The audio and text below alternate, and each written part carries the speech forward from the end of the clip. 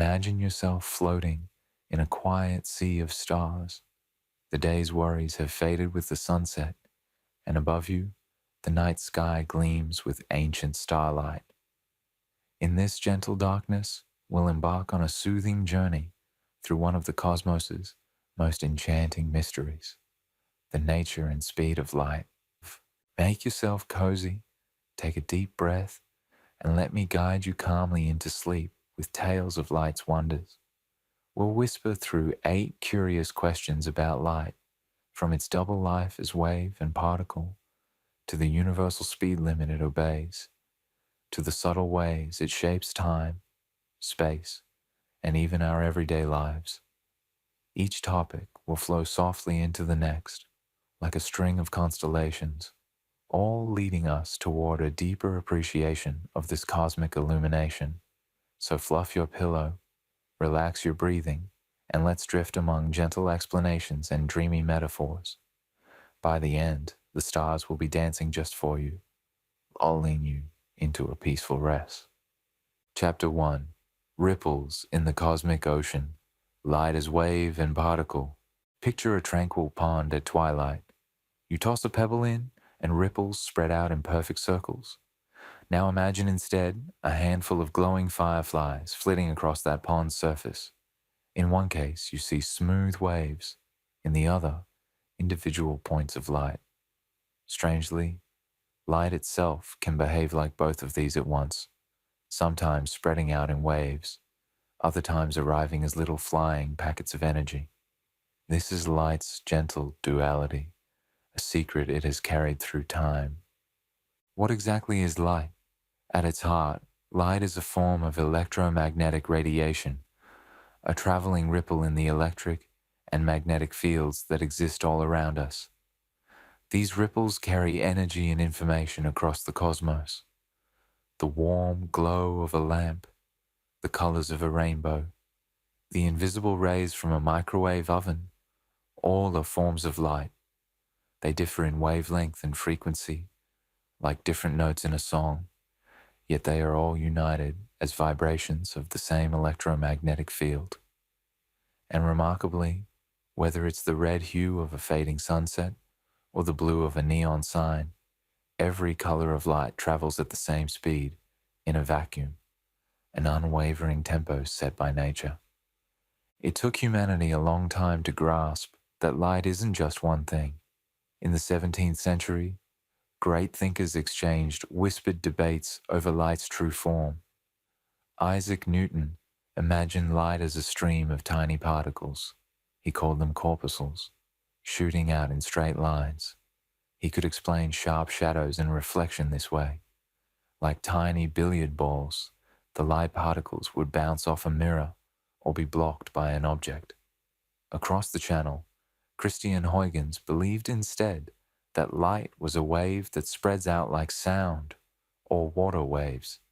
Waves could explain how beams of light sometimes fan out or interfere to form patterns of brightness and darkness. For example, when Thomas Young later shone light through 2 close slits in 1801, the overlapping light created delicate stripes, an interference pattern, just as ripples in a pond would do. Such patterns revealed light's wavy nature, peaks and troughs of brightness, where waves added up or cancelled out. At that time, particles alone couldn't explain those fringes of light and dark. So for a while, the world embraced light as an elegant wave moving through a mysterious medium called the ether, an invisible substance then thought to fill all space, giving light a medium to ripple in. Yet, like a moon that shows 2 faces, light kept some of its particle-like secrets hidden. As the 19th century waned, experiments began finding cracks in the wave theory's completeness. One puzzle was the photoelectric effect, the way certain colors of light could knock electrons off a metal surface to create an electric current. Scientists observed that no matter how bright a red light you shone, it wouldn't budge any electrons, but a dim violet light could kick them out with ease. This was perplexing for wave theory, It was as if the light needed enough energy per particle linked to its color to do the job, regardless of total wave energy. In 1905, a young Albert Einstein offered a bold answer. Light can act as if it's made of particles, tiny energy packets later named photons. Each photon of violet light carried more energy than a photon of red light, enough to jostle an electron free. Einstein imagined these photons as light bullets or little flying packages of energy. With this idea, the seemingly odd behavior of the photoelectric effect made perfect sense, and Einstein would one day win a Nobel Prize for this insight. So, can light be both a gentle wave and a little particle? It sounds like a bedtime riddle, yet nature answered with a soft yes. We call this idea wave-particle duality. It means light truly has a dual personality. In some experiments, it spreads out and interferes like waves. In others, it hits in lumps like particles. We're not used to something being two things at once, but in the subtlest way, light is. Depending on how we look at it, one aspect comes to the forefront while the other steps back. For instance, when light travels through space or through a slit, thinking of it as a wave gives the right answers. But when light strikes a detector or a film, it lands as individual photon impacts, like tiny raindrops of energy on a surface. If this duality feels hard to imagine, don't worry. Even scientists felt that way. We often use a gentle analogy. Think of light as a coin spinning in the air. When it lands, you see either heads or tails, wave or particle, but while it spins, it somehow embodies the potential for both. Only when we catch light in a certain way do we force it to reveal one face or the other. In truth, light is unlike anything in our everyday experience. It is sui generis, a category of its own. As one science writer poetically put it, light is a paradox. It is a thing that is not a thing, or at least not made of the stuff we associate with things. We cannot touch a beam of light as we do a solid object, yet light isn't purely abstract either. It carries energy, momentum, and can have very real effects, like giving you a sunburn or powering solar panels. So when you gaze at a star, think of the journey each ray of starlight has taken. Spread out across space, it travels as a steady wave, a propagating vibration in the dark cosmic ocean. But the instant it meets your eye, that wave's energy is delivered in countless tiny photon packets that trigger cells in your retina. Wave and particle, both descriptions woven together to convey light's full story.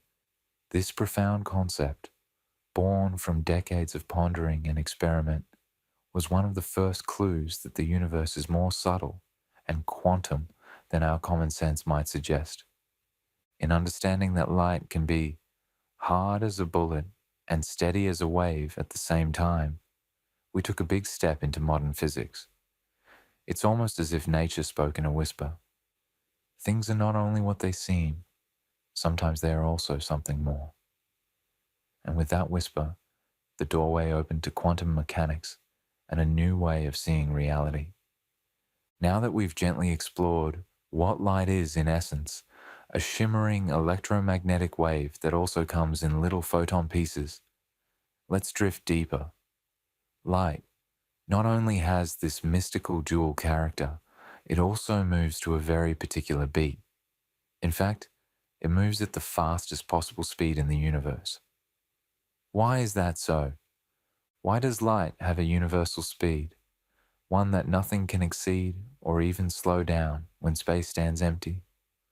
Fluff your pillow and let your mind sail on as we explore light's unwavering pace and the cosmic speed limit it sets.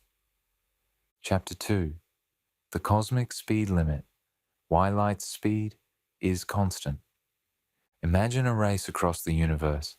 If everything we know joined this grand race, the wind, a bullet, a spaceship, sound itself, light would win every time.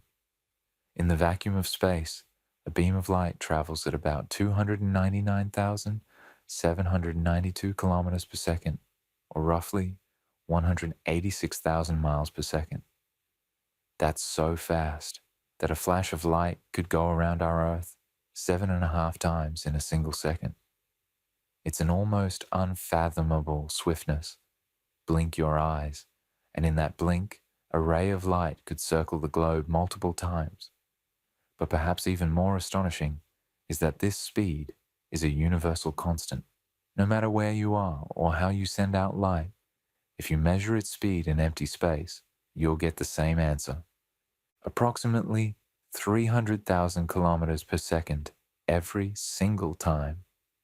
It's as if the universe has a strict speed limit sign posted everywhere, reading speed of light, 299,792 kilometers per second. Do not exceed. Why should light have this universal speed? To answer softly, we might say, that's how the fabric of reality is woven. Light's speed, commonly denoted c, appears to be built into the very structure of space and time. We can thank James Clerk Maxwell for first hinting at this in the 19th century. Maxwell's elegant equations of electricity and magnetism revealed that electromagnetic waves, of which light is one, would naturally propagate at a certain fixed speed, determined by fundamental properties of electric and magnetic fields. When he calculated this speed from known constants, the electric permittivity and magnetic permeability of free space, he found it matched the measured speed of light, suggesting that light is an electromagnetic wave and its speed is set by those constants of nature. In a vacuum, nothing hinders these waves, so they race ahead at c without slowing. But why that specific speed and not some other? That remains one of the subtle mysteries. As one source gently notes, no one knows why the speed of light is about 186,000 miles per second. It's just one of the basic constants of nature. We measure it, we accept it, and we build our units of distance and time around it. In fact, since 1983, scientists define the length of a meter in terms of the speed of light, officially fixing c at 299,792,458 meters per second, exactly, and defining a meter as the distance light travels in 299,792,458 of a second. In other words, the speed of light isn't something we adjust or explain by deeper laws, at least not yet. It's more like a given rhythm of the universe, a fundamental beat that all of physics dances to. One might wonder, could light ever go slower or faster? We have to answer this carefully. In pure vacuum, light always travels at c. It cannot speed up or slow down. There's no medium to slow its steps, and by the principles of relativity, nothing massless can travel at any other speed. However, when light passes through materials like air, water, or glass, it does travel slower than c. This is because it interacts with the material's atoms, getting absorbed and re-emitted or scattered in ways that effectively delay its transit. For example, in water, light slows to about 3/4 of its vacuum speed, and in glass to around 2/3. We notice this when a straw in a glass of water looks bent. That's light slowing down and changing direction, refraction.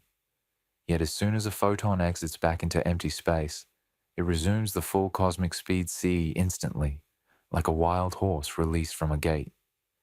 Now nothing, with mass, can reach the speed of light, let alone exceed it. That's a core postulate of Einstein's relativity, which we'll explore more soon. But intriguingly, if we talk about the medium instead of vacuum, there's a loophole of sorts. Other particles can outrun light's reduced speed in a medium. In water, for instance, high-energy charged particles, like electrons from a nuclear reactor, can zoom faster than light moves through that water, though still, of course, slower than c in vacuum. When this happens, a ghostly blue glow called Cherenkov radiation appears, basically a light, sonic boom, as the particle beats the local light speed and leaves a cone of light in its wake. If you've ever seen pictures of a submerged nuclear reactor with an eerie blue aura, that's the Cherenkov glow from particles outrunning light in water. But again, they are not outrunning light in vacuum, just the temporarily slowed light in that medium. It's a bit like a speedboat, outrunning the water waves it creates, not breaking any cosmic law, just going faster than waves can move in that particular water. The reason nothing can go faster than light in vacuum comes down to both experimental truth and deeply woven theory. Every experiment ever done has seen that c is the ultimate speed for information or causal influence. If you try to accelerate a material object toward light speed, nature resists more and more. For one, as speed increases, the object's mass effectively increases, in the sense that it takes more and more energy to continue accelerating it. To actually reach c would require infinite energy, an impossibility. Light, however, has no rest mass. A photon is born moving at c and cannot exist at rest. It must go at the speed of light because that is simply its nature in vacuum. Any slower, and it would cease to be a free photon. So, photons always move at this universal speed as a consequence of being massless. If a photon ever slowed down in empty space, it would imply it has some mass, which experiments say it doesn't, within extremely tight limits. Another gentle perspective: the speed of light is intimately tied to the concepts of space and time. It acts as a sort of conversion factor between units of space and units of time. A meter, and the time it takes light to travel that far. A second, and the distance light goes in that time. This is why in formulas like Einstein's E equals mc squared, c shows up. It converts mass to energy units. We'll talk more about how light's speed stitches space and time together in the next chapter. For now, think of c as the cosmic speed of information. If something were faster, it could deliver information or a cause to an effect more quickly than light could. But nature, as far as we can tell, forbids that. In empty space, c is the unbeatable pace that all massless things, like light and gravity waves, must travel, and all massive things must remain below. It's as if the universe has a maximum cosmic speed limit, and light is the constant envoy that always travels at that top permissible speed. This limit isn't like a man-made speed limit that can be broken with a fast car. It's more like a hard rule built into the geometry of reality. No matter how hard you try, even if you were on a futuristic rocket and turned your engines to full throttle, if you got closer and closer to C, each additional push of energy would mostly just increase your momentum and energy, but your speed would inch only ever closer to C, never reaching it. It's a bit like chasing a rainbow that always stays a bit ahead. Why not faster? Because going faster than C would start to make the very meaning of time and cause-effect flip around, a topic we'll explore when we talk about causality. And why not slower, for light in vacuum? Because a photon, having no mass, has no choice. If it existed slower than C, it would violate the symmetric rules of relativity that demand it looks the same to all observers. Every observer, no matter how fast they move relative to the source of light, will still measure light's speed as c. This is mind-bending but true. Even if you run toward a beam of starlight or away from it, you still measure it coming at you at 299,792 kilometers per second. Space and time themselves adjust via time dilation and length contraction to preserve this cosmic speed rule. It is that fundamental. So, we accept this gift from nature. Light's speed is constant and universal, We often denote it simply by the letter c, from Latin celeritas, meaning swiftness. It's one of the first constants students learn in physics, and perhaps the most famous number in science. Yet it's also something awe-inspiring to ponder late at night. A beam of light from a distant star, racing through the void at sea, is experiencing no passage of time on its journey, only to reach your eyes and stir a thought or a feeling. Light's speed ties together far-flung corners of the universe into one grand cosmic conversation. Now that we've marveled at light's steadfast speed, it's natural to wonder, how did we humans figure this out in the first place? Did we always know light was incredibly fast, or did it take clever experiments to reveal it? Next, we'll drift through time and meet the curious minds who attempted to measure the speed of light across the centuries. From Galileo's lanterns to Romer's moons, from spinning mirrors to modern lasers, we'll see what they discovered, and how each step brought us closer to pinning down light's extraordinary pace. Close your eyes if you like, and imagine those early scientists peering into the darkness with anticipation, waiting for light to whisper its secrets. Chapter 3: Chasing Starlight, How We Measured the Speed of Light. In an age before high-tech gadgets, a scientist stands on a hill on a mild evening, lantern in hand. On a distant hill, a second lantern twinkles in response. This was Galileo Galilei in the 1600s, attempting one of the first experiments to gauge light's speed. He and an assistant each had shuttered lanterns. Galileo would uncover his lantern. When his partner saw the flash, he'd uncover his own. Galileo timed the delay he perceived. The distance was small, less than a mile, and human reaction times were crude instruments. Unsurprisingly, they saw no perceptible delay between uncovering one lantern and seeing the other. Light either arrived instantaneously or just extraordinarily rapid beyond their ability to measure. Irupati Nangavadu, Irupati Aru. Galileo couldn't conclude a specific speed. He only established that if light isn't infinite, it's at least faster than about 60 miles per second, a rough, lower bound he estimated. Essentially, he proved that light is extremely fast, far faster than sound. For comparison, sound at that distance would take about 5 seconds to travel a mile, which is easily noticeable. Galileo humbly noted the failure to detect a lag, but pointed out that at least it suggested light's speed was beyond the range of a simple lantern test. For a while, this result kept the question open. Some thinkers, like René Descartes, even argued that light must be infinite in speed, believing that if it had any lag, we'd see noticeable effects. Descartes wrongly thought an eclipse would look out of alignment if light took time to travel, and since we didn't observe that, he concluded infinite speed. But others weren't so sure.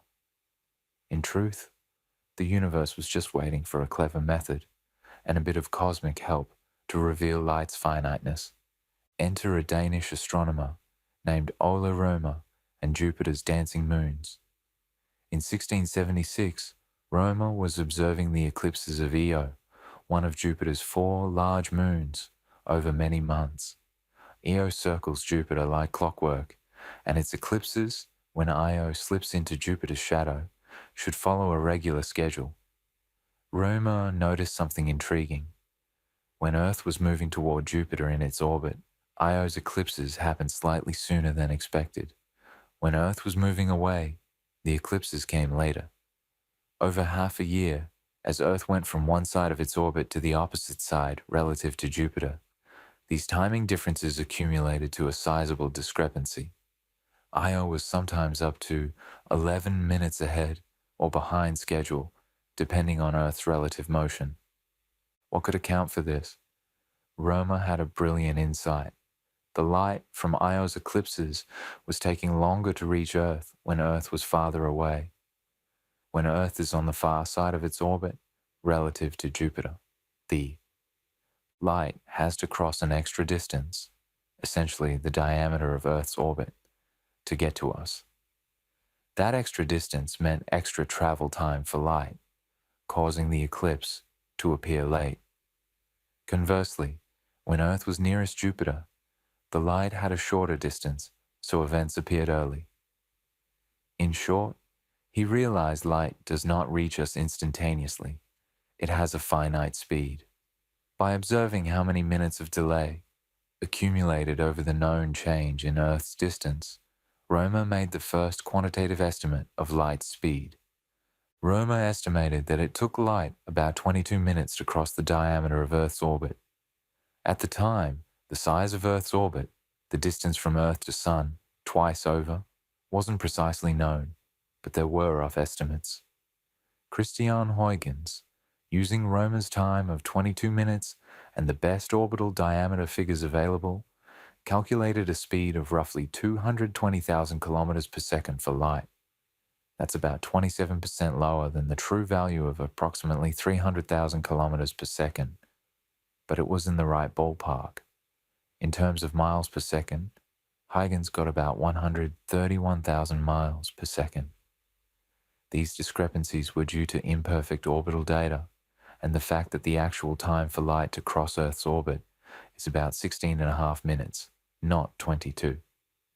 However, the importance of Rømer's discovery cannot be overstated. It proved that light speed is finite and measurable. The notion of infinite light speed was dimmed for good. Even Isaac Newton took note, citing Rømer's findings in his book Optics, and noting that if it takes about 7 to 8 minutes for sunlight to reach Earth, then light must travel immensely fast, but not infinitely fast. It's charming to think humanity learned light's speed, not in a fancy lab, but by timing the celestial dance of a moon around a distant planet. We used the solar system as our laboratory.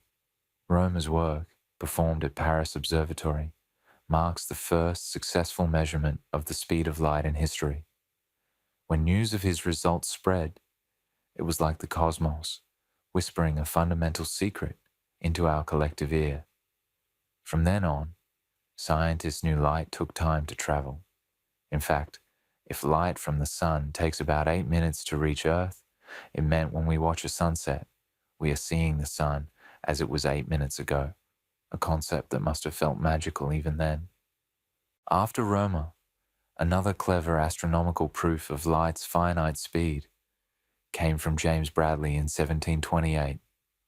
Bradley discovered the phenomenon of stellar aberration, a slight apparent shift in star positions due to Earth's motion, combined with light's finite speed. It's akin to feeling rain hit your face at an angle when you're running. Even if it falls straight down, the motion causes a tilt. Bradley measured this tiny tilt for starlight, and from it deduced that light traveled about 10,210 times faster than Earth in its orbit. Given Earth's orbital speed approximately 30 kilometers per second, this worked out to a light speed extremely close to modern value. In fact, Bradley's figure is equivalent to saying light takes 8 minutes, 12 seconds to reach Earth from the sun. Zrania, which is spot on.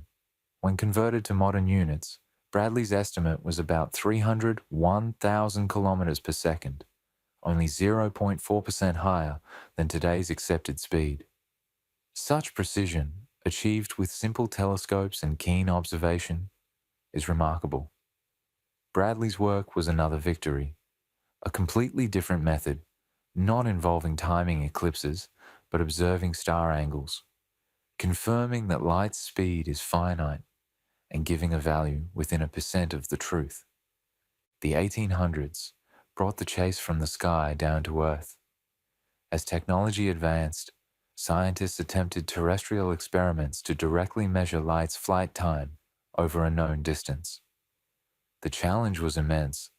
Light is so fast that over any practical Earth distance, the time taken is tiny. But human ingenuity was up to the task. In 1849, French physicist Hippolyte Fizeau devised an apparatus using a rapidly rotating toothed wheel. How might a spinning wheel measure light? Fizeau's idea was to send a beam of light between the teeth of the wheel to a distant mirror and back.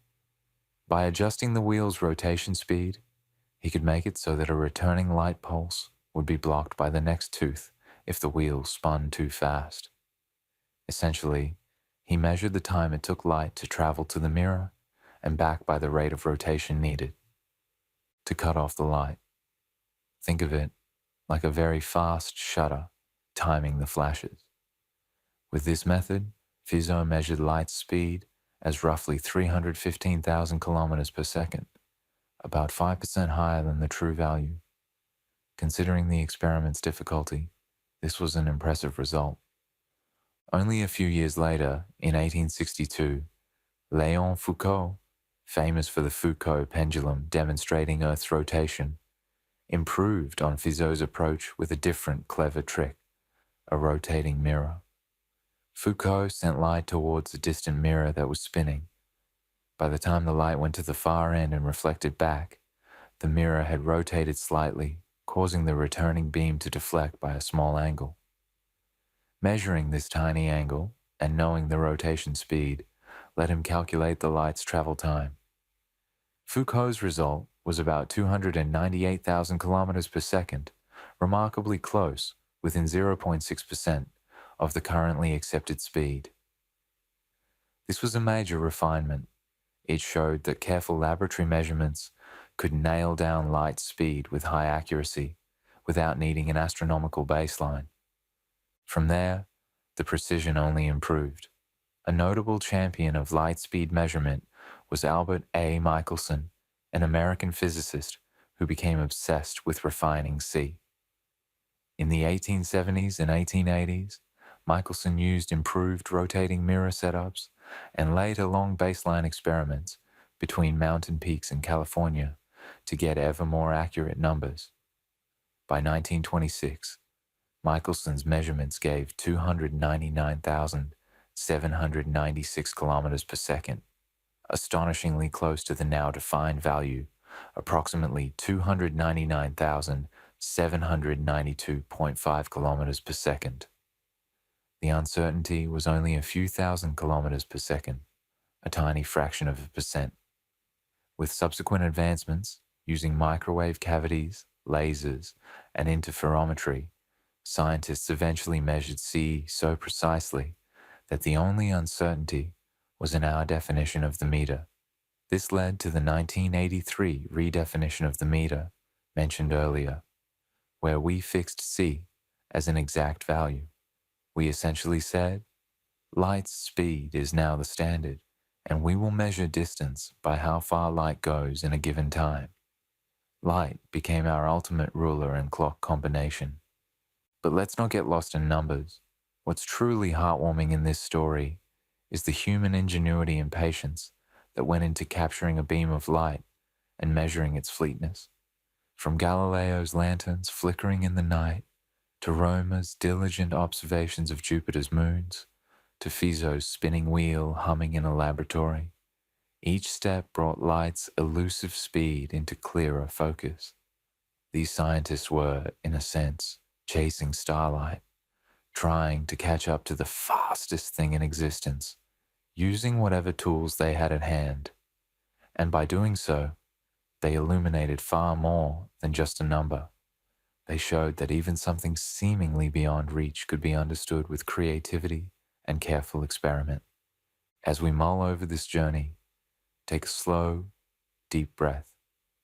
Think about the fact that every time you turn on a lamp or look at the moon, that light is arriving not instantaneously, but with a tiny delay, a whisper of the finite speed we've been talking about. We rarely notice it in daily life because light is so fast compared to everyday scales. Yet it's there, a subtle separation between events and our seeing of them, a delay that becomes significant only over vast distances. This notion will lead us into our next gentle inquiry. With the speed of light known, Albert Einstein would come along and ask, what does it mean for our concepts of space and time that light speed is a constant. The answers he found changed our understanding of reality forever. Time, space, past, future, they all intertwine with light speed in surprising ways. In the next chapter, we'll flow through Einstein's theory of relativity to see what it reveals about time, space, and light's unwavering pace. Imagine riding on a beam of light or standing on a train as lightning strikes. These dreamy thought experiments will guide us. Remain comfy and relaxed as we continue, for these are deep waters. But don't worry, we'll navigate them slowly and soothingly. Chapter 4: Weaving Time and Space. Einstein's relativity and light's pace. Let's take a gentle imaginative leap. What if you could ride on a beam of light? This fanciful question reportedly flickered in young Albert Einstein's mind as a teenager. He wondered what the world would look like if you raced alongside a light beam. That innocent thought launched him, years later, into a profound rethinking of space and time. In 1905, at age 26, Einstein published his special theory of relativity with the bold assertion that the speed of light in vacuum is the same for all observers, no matter how they move. This single idea, that C is constant and unsurpassable, had sweeping consequences. Space and time, once thought separate and absolute, became interwoven into a single fabric, space-time. And the threads of that fabric stretch or compress, depending on motion, all to preserve the cosmic speed limit of light. It sounds like deep magic, but let's unwrap it softly. Imagine you're on a smooth train moving near light speed. One can only imagine, since we don't have such trains. You stand at the center of the train and flash a light towards the front and back simultaneously. From your perspective on the train, the light beams race out at 300,000 kilometers per second and reach both ends of the train at the same time. Now suppose your friend is standing on the platform watching as your train zooms by. From your friend's perspective, as you flashed the lights, the train was moving. So one beam, the one going forward in the direction of travel, had to chase the front of the train, while the other, going backward, had the rear of the train coming toward it. Intuition might say, your friend would see the backward-going light hit first, since the back of the train is moving toward it, and the forward light hit later, since the front is moving away. But here's the thing, both you and your friend must agree on the speed of those light beams. Each sees them moving at c per relativity. To reconcile this with the differing situations, something astonishing happens. Time and space measurements adjust between your frames. In essence, what you call simultaneous, the two flashes hitting ends together from your view, is not simultaneous for your friend on the platform. In your friend's reality, one flash hit before the other. Neither is wrong. Simultaneity itself is relative, depending on motion. This is a classic relativistic scenario and illustrates how the universe bends our notions of time and distance to maintain the rule that light speed is constant. If the speed of light is to remain the same in all frames, then time cannot tick at the same rate for everyone, nor can lengths remain absolute. Specifically, Einstein discovered two key effects: time dilation and length contraction. Time dilation means that a moving clock will appear to tick slower relative to a stationary observer. If you were moving close to light speed, you'd experience time normally, but someone watching you from Earth would see your clocks and biological processes slowed down. Meanwhile, length contraction means that objects moving relative to an observer are measured to be shortened along the direction of motion. These aren't optical illusions or errors. They're real, physical effects confirmed by many experiments. They become noticeable only at speeds approaching c. At everyday speeds, they're imperceptibly tiny, which is why we never noticed them until the 20th century. Why do time and space do this? to ensure no one ever measures light going faster or slower than c. If you move towards a light beam, classical logic would suggest you should measure it closing in on you faster than if you were standing still. But relativity says no, you will still measure it at c. To make that happen, your sense of elapsed time and distance traveled will shift accordingly. It's as if the universe is elastic in just the right way to keep c fixed. This can feel very counterintuitive, so let's drift through a more concrete, gentle example. Consider the famous twin paradox. Imagine a pair of twins. One twin boards a fast spaceship and zips off near light speed to a distant star and back, while the other twin stays on Earth. According to relativity, the traveling twin's clock runs slower from Earth's perspective, time dilation, so the traveling twin ages less. When they reunite, the spacefaring twin is found to be younger than the Earth-bound twin. This isn't just storytelling. It's supported by experiments with particles and even with precise atomic clocks flown on airplanes. Time truly flows differently for different observers when speeds or gravity in general relativity differ. Einstein revealed that time is not the universal constant we once thought. Instead, the speed of light is the universal constant, and time and space must adjust around it. Another way Einstein's 1905 theory changed our view. It removed the need for the old concept of a stationary ether filling space. The famous Michelson-Morley experiment in 1887 had already failed to detect any influence of an ether on light speed. Einstein took the bold step of simply postulating that no ether was needed. Empty space doesn't slow light down or speed it up. Light just is, moving at c in a vacuum, always. This meant that if you are in a smooth, uniform motion, an inertial frame, you have no way to tell by the behavior of light whether you're moving or not. There is no preferred rest frame of the ether. It's all relative, hence relativity. Two observers moving relative to each other will each see the other's time running slow and lengths contracted, relatively speaking. It sounds paradoxical until you realize that simultaneity is relative too, so both can be correct in their own frame story without contradiction. Special relativity also merged space and time into one four-dimensional continuum. We often call it the fabric of space-time, which you can imagine as a vast, invisible, stretchy sheet.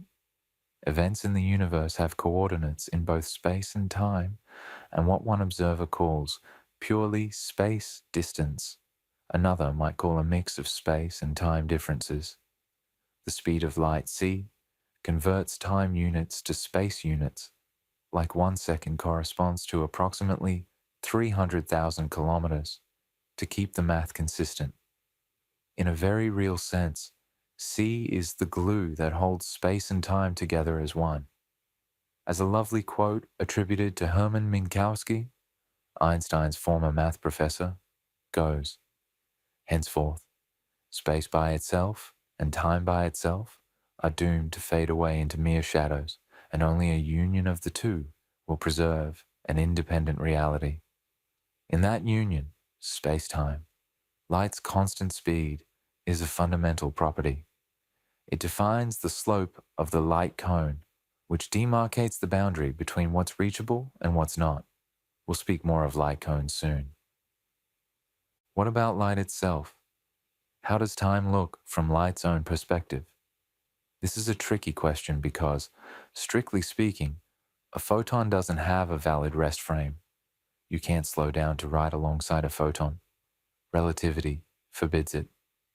But you can imagine that as an object moves faster and faster, approaching c, it sees distances in its direction, compressing and time slowing in the outside world. In the limit of moving at c, which only a photon can do, the math suggests time would stop entirely, and distances in the direction of travel would shrink to zero from that perspective. So, a photon departing a distant star and arriving at your eye, which might have taken it millions of years by our clocks, would experience, again, if we could speak of it having an experience, no time at all. The emission and absorption would be almost the same moment for the photon. This hints at why photons must travel at sea. Any slower, and they would have an internal sense of time, which a massless particle cannot have in relativity. Einstein's relativity yielded many astounding outcomes. Perhaps you've heard of the equation E equals mc squared. In a calm voice, we recall it. It means energy and mass are equivalent, related by the factor of c squared. A small mass can be converted to a tremendous energy because c squared, the square of approximately 3 times 10 to the power of 8 meters per second, is a huge number. This is why stars shine. Mass is converted to radiant energy via nuclear fusion in their cores, releasing light and heat. It's also why nuclear reactions can be so powerful. In C, nature provided a very large conversion rate between matter and energy. It's humbling to realize that this conversion rate is exactly the square of light's speed. It ties light into the fabric of not just space and time, but matter and energy themselves. The fact that c is so large, and hence c squared, enormous, means a tiny bit of mass yields an enormous energy if fully converted, something humanity learned to harness, for better or worse. But even this equation is another facet of how deeply light's speed is woven into reality. It's the bridge in the equation that unites two seemingly different concepts, mass and energy. So, what does Einstein's theory reveal about time, space, and light's pace? In gentle summary, it shows that time and space are flexible, not rigid. They adjust in such a way that no matter how you move, light's vacuum speed remains the same. This required abandoning the idea of absolute time ticking the same for everyone. Time is personal to your frame of reference. Likewise, distances are not absolute, but depend on motion. But the combined space-time is absolute. For example, all observers will agree on the space-time interval between events, which mixes time and space separation with c in the formula. Light's unwavering pace acts like a cosmic law enforcer, keeping the order of causality consistent and ruling out any one observer being special. We all share the same light speed constant, and thus we all live in the same interconnected space-time, just slicing it into space and time differently based on how we're moving. To visualize this softly, you can think of space-time as a vast, calm ocean. Different observers are like different boats cutting through that ocean at various angles. One boat's horizontal direction is another's diagonal, meaning one's notion of time versus space differs. But all boats agree on the water's overall properties. For example, the speed of waves on that ocean. Light is like those ripples on the space-time ocean, spreading out at the same speed, relative to the water, space-time itself. No matter how the boats move, they measure the same wave speed, because it's a property of the medium. Except here, the medium is the vacuum of space-time, which is subtle. In this way of thinking, the cosmic speed limit c is akin to the stiffness of the space-time fabric, how quickly cause and effect ripples can move. Einstein's theory has been confirmed countless times, from particle accelerators, where subatomic particles time dilate, to GPS satellites, which must account for both special and general relativity to give accurate positions. We live with relativity's effects, even if we don't feel them day to day. When you use the GPS map on your phone, the satellites high above are moving fast and experiencing weaker gravity, so their clocks tick a bit differently than ours. Engineers correct for these tiny differences, on the order of billionths of a second, because otherwise your location would drift by miles. The fact that those corrections work is a quiet proof that Einstein was right. time and space truly behave as his equations predict, all because c must stay constant. Take a moment to absorb this. The speed of light isn't just a high number, it's a cornerstone of reality's architecture. In the deep night, as you lie here, you can almost feel space and time quietly breathing around you, stretching and contracting imperceptibly as the world moves. If a distant galaxy sends a beam of light toward us across millions of years, space and time conspire to make sure that beam is never seen to break the limit c. Instead, time will slow for the sender from our view, or distances will warp if needed, as happens in an expanding universe scenario, but c remains c. It's a symmetry, a constancy that gives the universe its form. Now, armed with the understanding that nothing can outrun light and that time and space bend to enforce that, we might ask, what does this mean for cause and effect? And what if we imagine something that could go faster? What kind of mischief would that cause with time? In the next chapter, we'll ponder the role of light's speed in causality, the chain of cause and effect that threads events together. We'll see how the finite speed of light means we're all a bit trapped in time. As one author put it, living in the past light of events. We'll discover the concept of light cones and how they define what events you can influence or even know about. So let's softly transition to thinking about how light's finite speed shapes our knowledge of the universe and the fundamental ordering of events. Before we proceed, take another deep breath. Feel the slow rotation of the Earth carrying you through space, and realize you can never see the world exactly as it is right now, only as it was a moment ago, because light takes time to reach you. In a sense, as we'll explore, we are all gazing into the deep past, even in our immediate surroundings. Time to explore that poetic truth. Chapter 5. Horizons of Time, Light Speed, Causality, and What We Can Know. Think of your favorite star on a clear night, or even our sun on a bright afternoon. The light reaching your eyes left that star some time ago. Minutes for the sun, years for stars, millions of years for distant galaxies. You are not seeing them as they are, but as they were when that light began its journey. This simple fact, that distance in space equals distance in time, is one of the profound consequences of light's finite speed. Distance translates into time because the speed of light is finite. The farther away something is, the further back in time we are peering when its light finally arrives.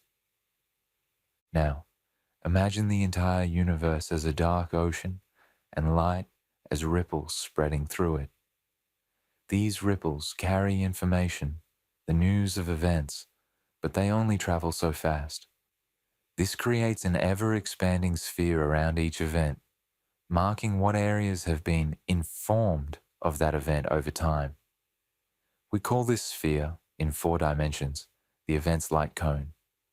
Inside the cone, light or any slower signal from the event can reach. Outside the cone, not yet. The speed of light thus shapes what events can influence other events, thereby structuring causality, the chain of cause and effect. Let's make it more tangible. Suppose a star explodes in a galaxy 100 million light years away. That catastrophic event sends out a flash of light across space. Until that light reaches us, we cannot know the star exploded. For us, it hasn't happened yet.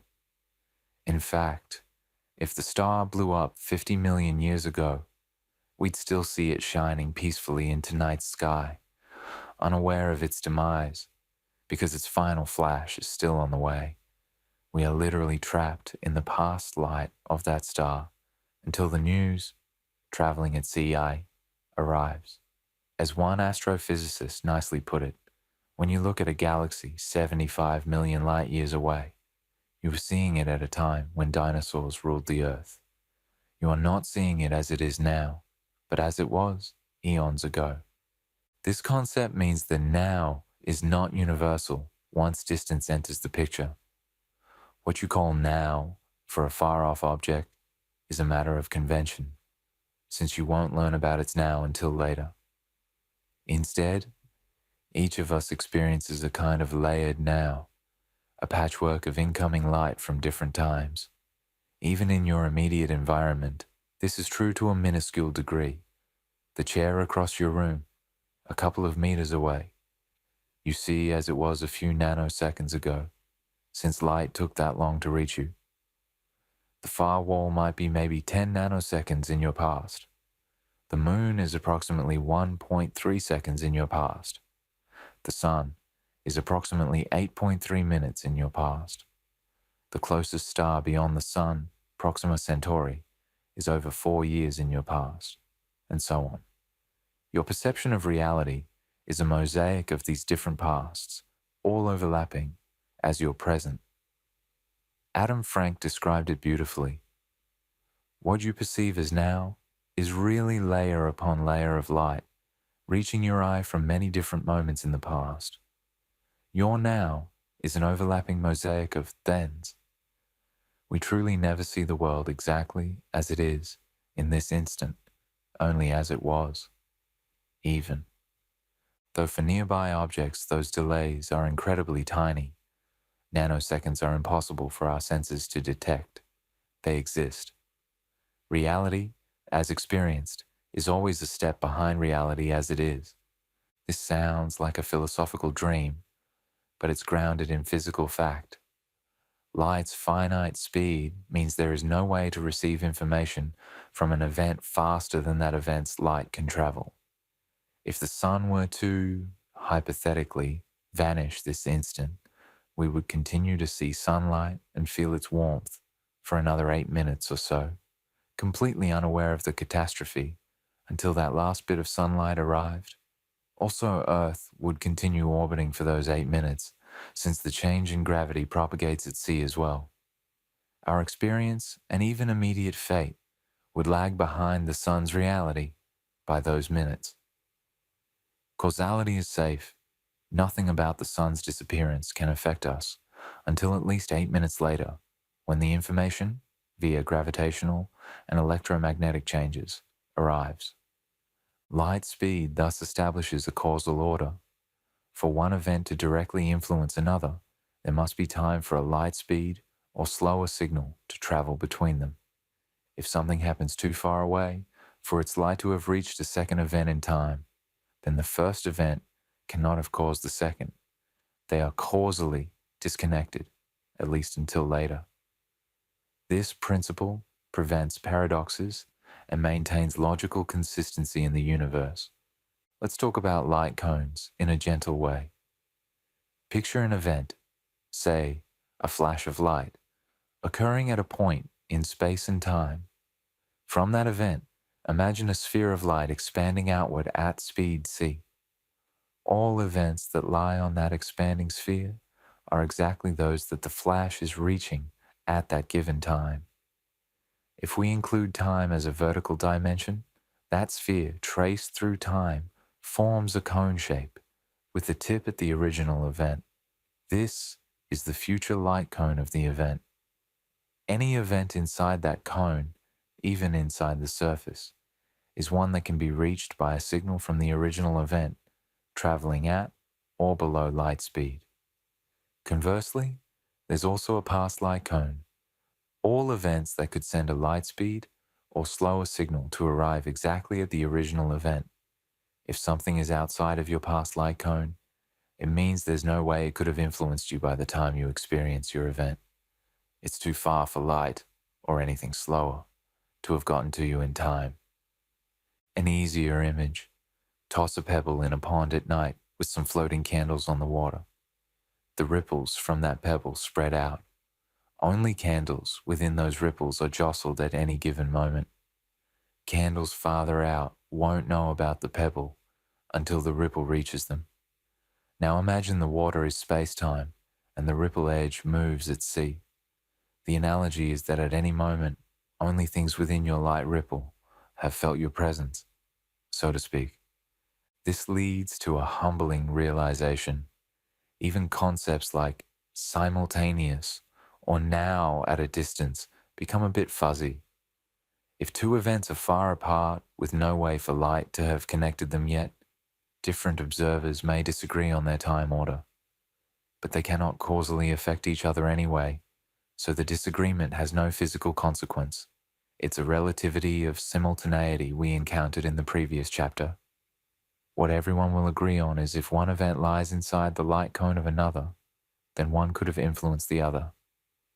That is an absolute cause must precede effect within everyone's frame if a causal link exists. Now consider faster than light travel or signals. We will explore this more in the next chapter, but a preview here in context of causality.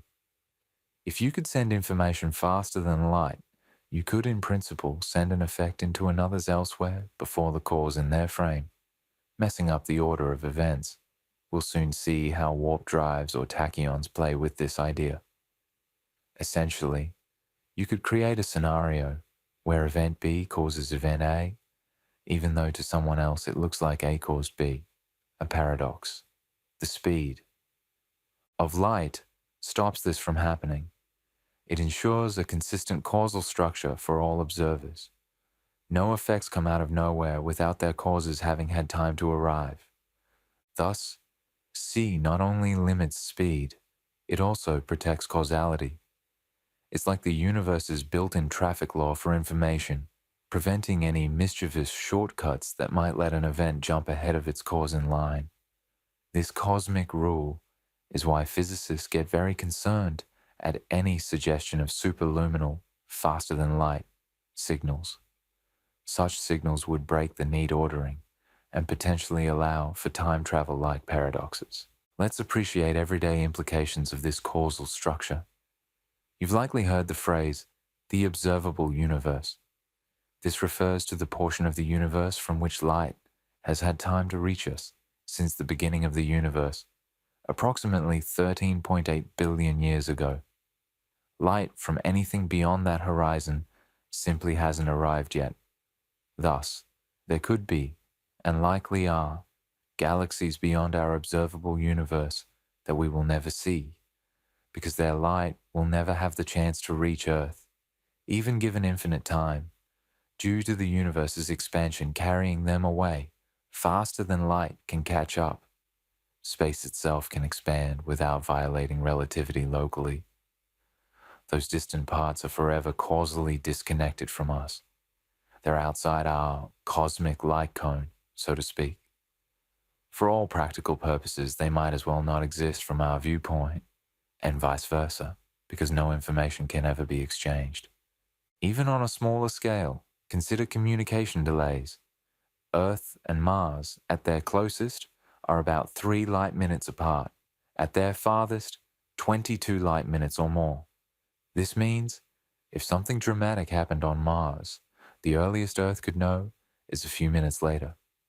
When Mission Control talks to rovers on Mars, they send commands and receive data with an unavoidable lag between 6 and 45 minutes round trip, depending on positions.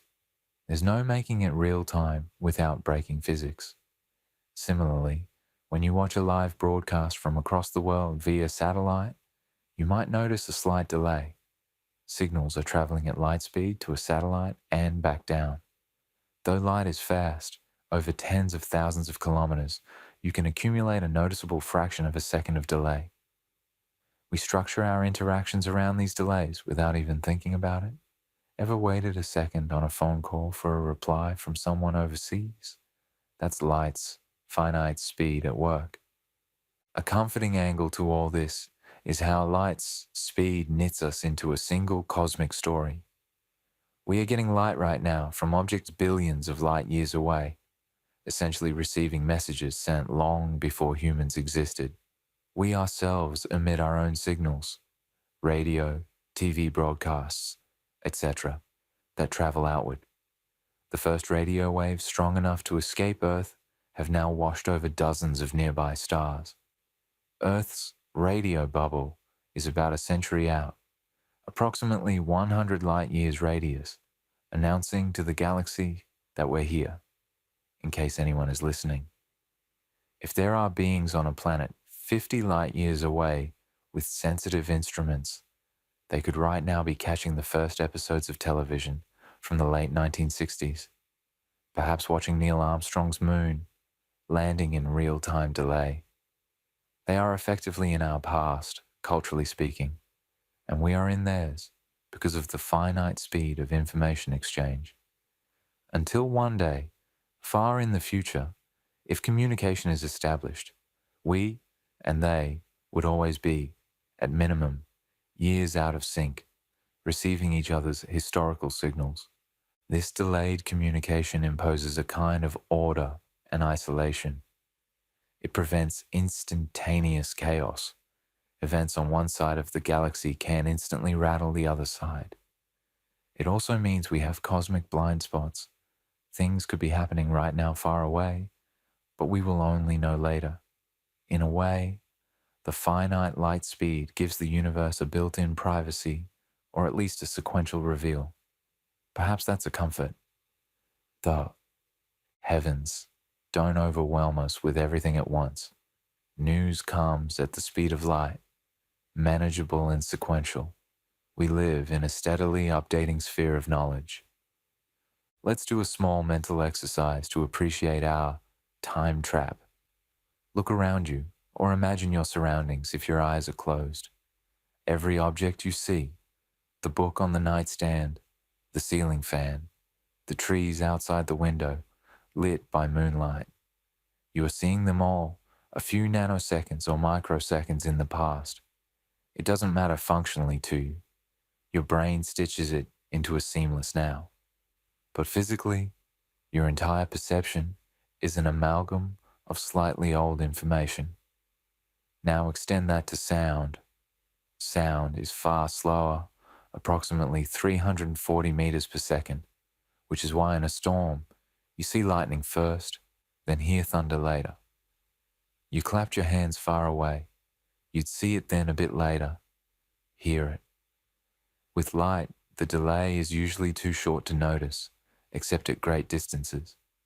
But it's there. We live in what one might poetically call the light lag universe. And it's not a glitch, it's a feature. It ensures causal consistency, no instantaneous action at a distance that could confuse cause and effect. When people in science fiction dream of breaking this limit through subspace or magic wormholes, they often end up introducing the idea of time travel paradoxes as a consequence. Our real universe seems to keep things tidy by maintaining c as the ultimate messenger speed. That said, one might wonder, could there be any way around this? Might there be phenomena that appear to transmit influence faster than light? Quantum mechanics offers some mind-bending ideas like quantum entanglement, where two particles can have correlated states no matter how far apart. When you measure one, the other is instantly affected in terms of our knowledge of it. Einstein famously called it spooky action at a distance. However, even in entanglement, no usable information can be sent faster than light. The results appear random, and you can't force a particular outcome to send a message. So even the spooky quantum world respects the cosmic speed limit when it comes to actual communication or cause-effect. The structure of space-time and relativity also has some extreme possibilities, like wormholes, hypothetical tunnels through space-time, or warp drives that might allow apparent faster-than-light travel by bending space. We'll chat about those soon. But even those concepts usually avoid true causality violation by tricky means, or if they don't, they're deemed unphysical for that reason. It seems nature jealously guards the order of time. In summary, light's speed influences our understanding of time, causality, and knowledge by imposing a fundamental delay and sequence on all events. It's why we talk about light years not just as distance, but as time. They are inseparable. It's why we have an observable universe and possibly forever unreachable regions. It's why we cannot receive a message from our future or send one to our past. Every cause must hand off its influence via signals that move at c or slower, so effect will never precede cause. There is great comfort in this stability. The universe may be strange, but it's not chaotic in its logic. As you drowse, you can imagine that you are lying at the center of a sphere about 3 meters in radius that represents what you're seeing a few nanoseconds ago. A bit farther out, what you're hearing reflects a few milliseconds ago. Sound from across the room. Far beyond, the moonlight hitting your room left the moon seconds ago, and the star beams coming through the window departed their stars years ago. You are at the nexus where all these layers of history converge, and they form your present experience. We are all, in a sense, time travelers, just in one direction, gathering the ancient light of the cosmos. Next, let's turn our gaze to the tantalizing question: can anything break this rule and go faster than light? We've hinted at paradoxes that would arise, and so far evidence says no, nothing can. But human imagination has long dreamed of warp drives, hyperspace, and particles like tachyons that always outrun light. Are these just science fiction fever dreams, or do they have any theoretical foothold? In the spirit of curious, sleepy exploration, let's tiptoe into those speculative realms, always keeping one foot grounded in what physics says, and see what we find. Warp drives and tachyons await in the next chapter as we ask, can anything go faster than light, or are such ideas merely the stuff of dreams? Chapter 6. Beyond the speed limit, warp drives, tachyons, and faster than light fantasies. For as long as we've known about light's cosmic speed limit, people have wondered, is there a loophole? Our stories and hopes often imagine zipping around the galaxy in the blink of an eye, defying Einstein's stern restrictions. Terms like warp drive, hyperspace, and tachyons pepper science fiction, hinting at ways to cheat light's speed. Here, in the safe realm of a bedtime exploration, let's gently examine these ideas. We'll separate what is firmly fiction from what theoretical physics allows or forbids, all while keeping our wonder alive.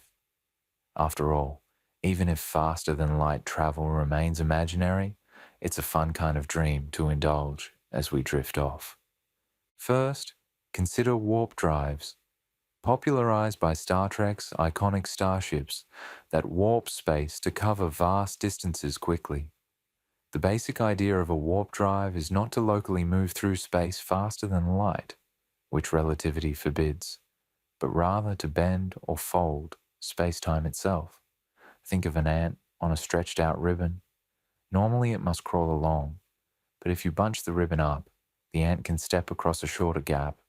A warp drive concept, like the one proposed by physicist Miguel Alcubierre in 1994, envisions contracting space in front of a ship and expanding it behind, creating a kind of bubble that carries the ship forward, potentially faster than c relative to outside observers.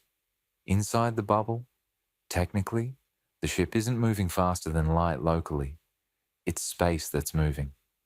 This circumvents the letter of relativity's law, since relativity only says you can't move through space faster than c, but space itself can do weird things. Sounds promising, right? However, there are catches, big ones. Alcubierre's solution for a warp bubble required exotic negative energy matter to stabilize. This is stuff that, as far as we know, doesn't exist in the necessary quantities, or at all. It's like saying, you can build this device if you have magic fuel. Moreover, later analyses of warp drives found issues. They might create intense radiation that could fry the destination when you arrive, and quantum physics might place additional constraints. In simple terms, our current understanding of physics offers no known way to actually construct a warp drive.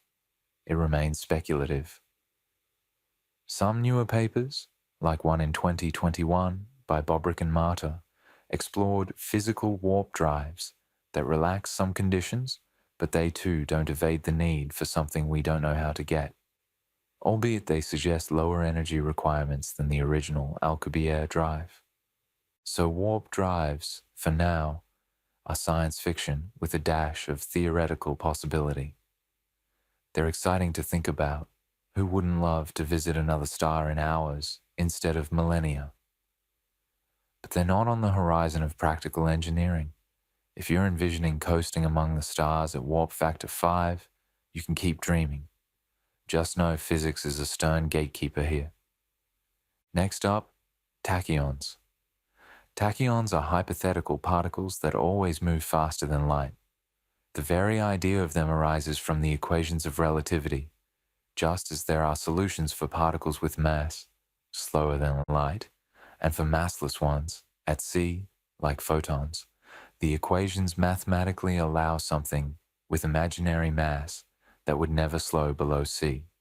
Tachyons have fascinated physicists and writers alike, but if they existed, they would upend causality. They could be used to send signals into the past in some frames, leading to those paradoxes we discussed. In essence, tachyons violate causality in every frame, opening the door to logical paradoxes.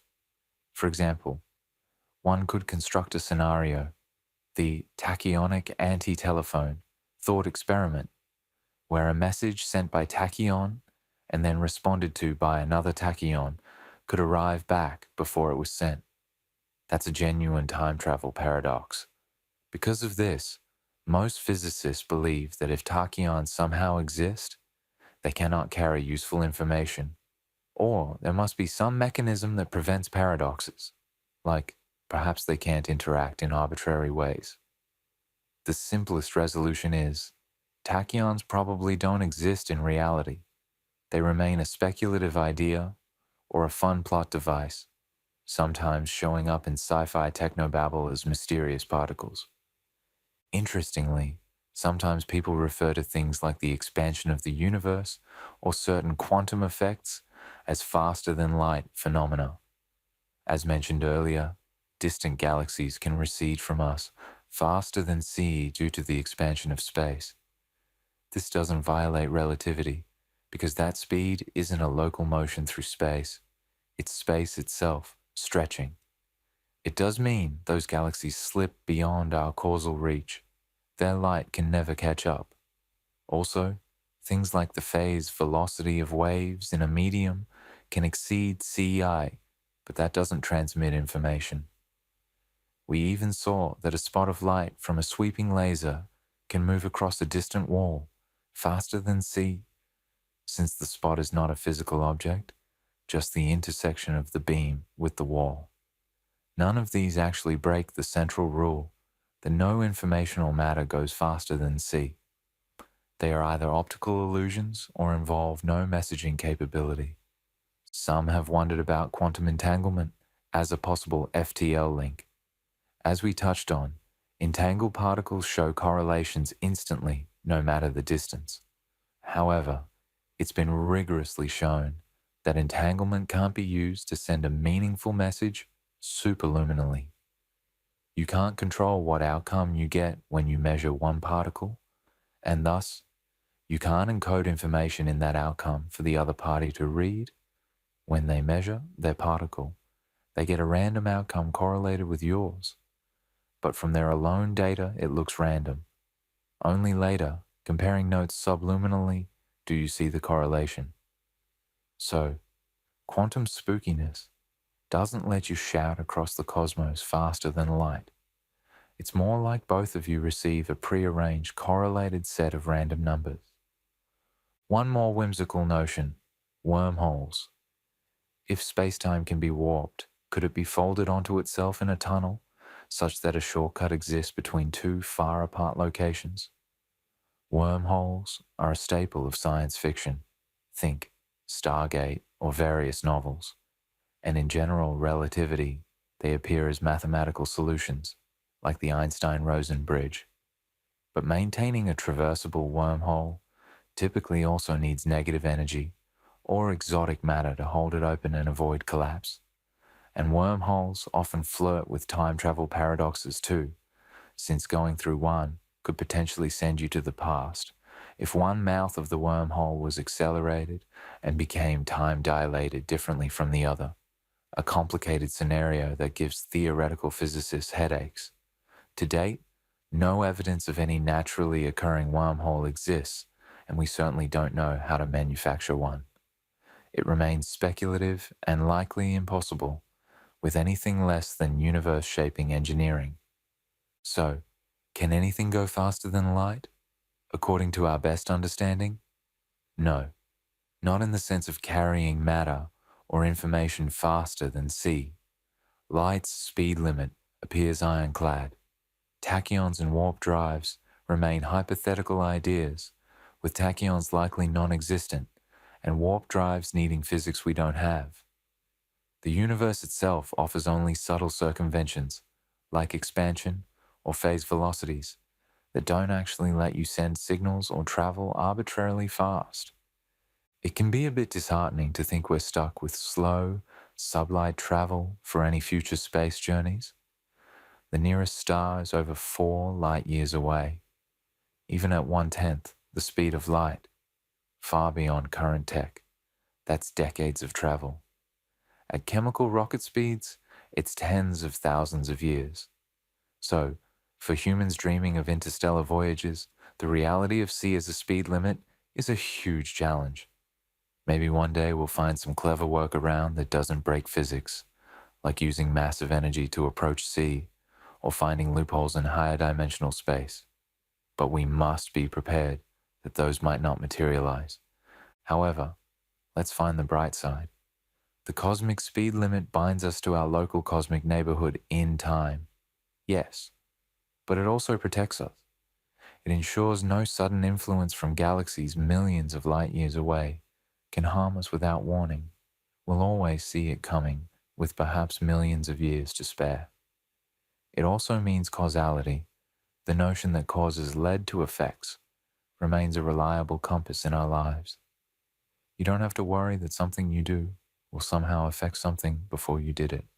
Imagine the confusion if that were otherwise. The universe might thereby prevent a lot of cosmic mischief by keeping everything logically ordered. And think of the poetry. Because nothing goes faster than light, light becomes our storyteller for the universe. It carries the tales of distant stars, and we have to wait patiently for each chapter to arrive across the void.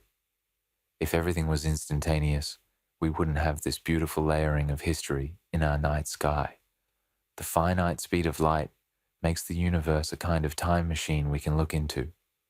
Every star is a different era being visible at once. In a way, our inability to go faster than light gives the universe depth and texture. In science fiction, warp drives and hyperspace gates often solve narrative problems. Characters can meet aliens, explore many worlds in one lifetime, etc. But some stories also wisely show the perils or complexities of messing with time. For our purposes, as dreamers falling asleep, it's delightful to imagine perhaps drifting through a hypothetical wormhole. What wonders would await on the other side? But until proven otherwise, those will remain fantasies, the stuff of dreams that sparkle but fade with morning's rational light. As we near the end of this chapter, allow yourself to let go of the technical details. Feel content that the cosmic speed limit is not an arbitrary prison, but a fundamental part of why the cosmos is understandable and coherent. Light's swift but finite travel knit our cosmic story, and even if we can't break the limit, we have broken its secrets and learned so much by studying it. In the next chapter, we will bring the discussion back down to Earth, literally, and explore how the speed of light quietly influences our everyday life, from the technology we use to the simple act of seeing. It's not all abstract or cosmic. See touches you more than you might realize in daily routines. For now, take a deep breath and imagine for a moment that you could ride a beam of light after all. You race past stars and galaxies, but everything you pass appears frozen in time or strangely distorted. It would be a wild ride, surely. Coming back to our slower world, we can appreciate that maybe being limited to sublight speeds keeps life comfortable and comprehensible.